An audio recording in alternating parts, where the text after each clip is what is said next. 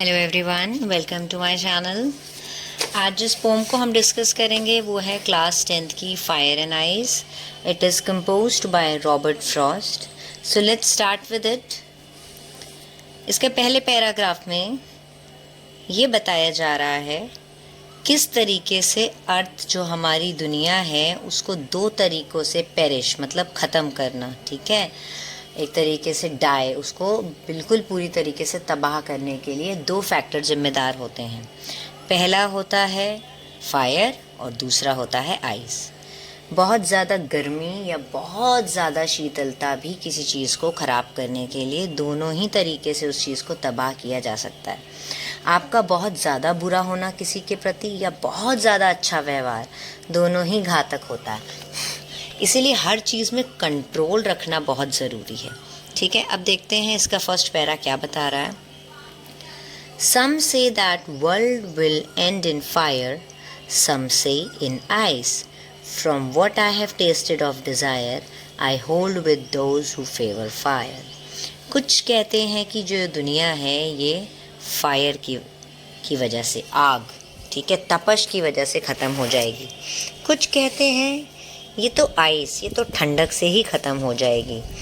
From what I have tested of desire, लेकिन अभी तक जो डिज़ायर मतलब लोगों की इच्छाओं का बढ़ना, लोगों की इच्छाओं की वजह से वो जो गलत काम कर रहे हैं, जितना आक्रोश, जितना एंगर उनमें आ रहा है, उसको देखते हुए तो मैं उन लोगों का साथ दूंगा जो ये कह रहे हैं कि वर्ल्ड को ख़त्म करने के लिए फायर जिम्मेदार होगी, तो I am supporting them. But if it had to perish twice, लेकिन अगर इसको दोबारा तबाह होना पड़ा, दोबारा इसको ख़त्म होना पड़ा, दोबारा चांस मिलता है अगर अर्थ को, I think I know enough of hate, तो मैं जानता हूँ कि इतनी नफ़रत जो धरती पे अवेलेबल है, जो लोगों के बीच में है, जो द्वेष की भावना है, वो भी काफ़ी है इसको ख़राब करने के लिए।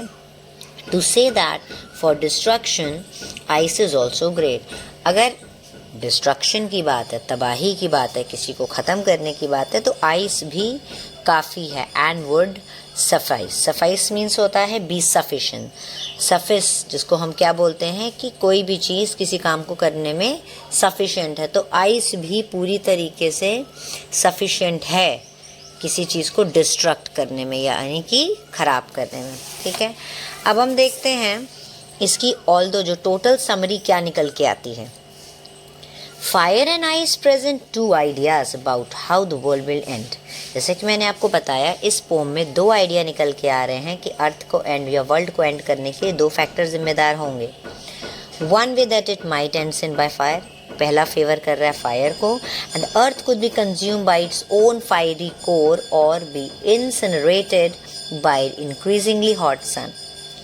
अर्थ अपनी ही गर्मी जो अर्थ खुद प्रोड्यूस कर रही है वो एक दिन उसी कोर में बंद होके ख़त्म हो जाएगी, या जो हॉट सन है उसकी हीटनेस के बढ़ने से ये पूरी धरती जल के राख हो जाएगी। Conversely it could be frozen to death by the sun growing colder and colder.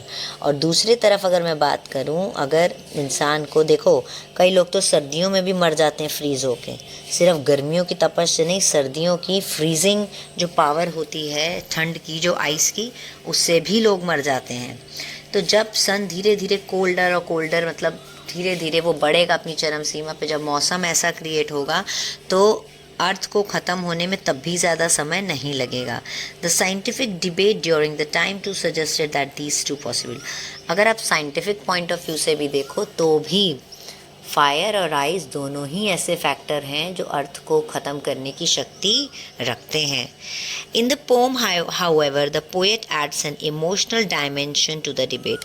लेकिन पोएट ने इस जो चीज़ है, जो साइंटिफिक एस्पेक्ट से चीज़ें देख रहे हैं, इसको एक इमोशनल एस्पेक्ट से हमारे सामने प्रेजेंट करा है। वो ऐसे, ही equates fire with greed and desire. लोगों के अंदर जो लालच और जो डिज़ायर है, उसने फायर को उससे इक्वेट करा है, उसके बराबर बताया है। एंड आइस विद हेट, और जो आइस है उसको उसने किससे इक्वेट करा है? हेट से, नफ़रत से, ठीक। He thinks the world will be destroyed by overweening desire. Overweening मतलब जो दिन ब दिन जो डिज़ायर लोगों में बढ़ती जा रही है, वो भी एकमात्र कारण बढ़ रही है अर्थ के एक तरीके से उसको नुकसान पहुंचाने में या उसको ख़त्म करने में। However, if the world were to perish a second time, अगर वर्ल्ड दोबारा एक बार में पूरी तरीके से ख़त्म नहीं हो पाया और दोबारा कभी किसी चीज़ को मौका मिलता है उसको ख़त्म करने के लिए, तो आइस एक बहुत बड़ा फैक्टर है। हेट, जिसको किससे इक्वेट करा, हेट से। Hate would also destroy it as unerringly as desire. Unerringly means the correct way to end the world is through desire. जो लोगों के अंदर जो डिज़ायर है उसकी वजह से लोगों के अंदर जो हेट प्रोड्यूस हो रही है एक दूसरे के प्रति, तो वो भी एक कारण है धरती को बर्बाद करने का या अपने आसपास के माहौल को ख़राब करने का। The poet has experienced both flaming desire and, जो पोएट है वो दोनों चीज़ों की जो गंभीरता है उसको समझ रहा है।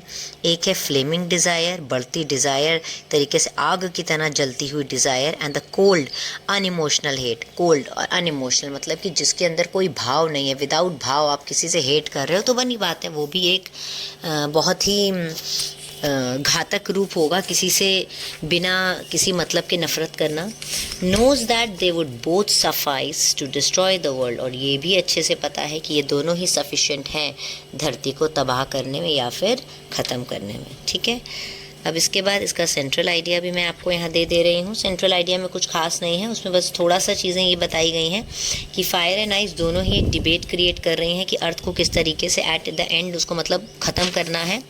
आइदर बाइज, या तो वो एक्सेसिव हीट से ख़त्म हो जाएगा या अनबेरेबल, ना बर्दाश्त करने वाले कोल्ड से।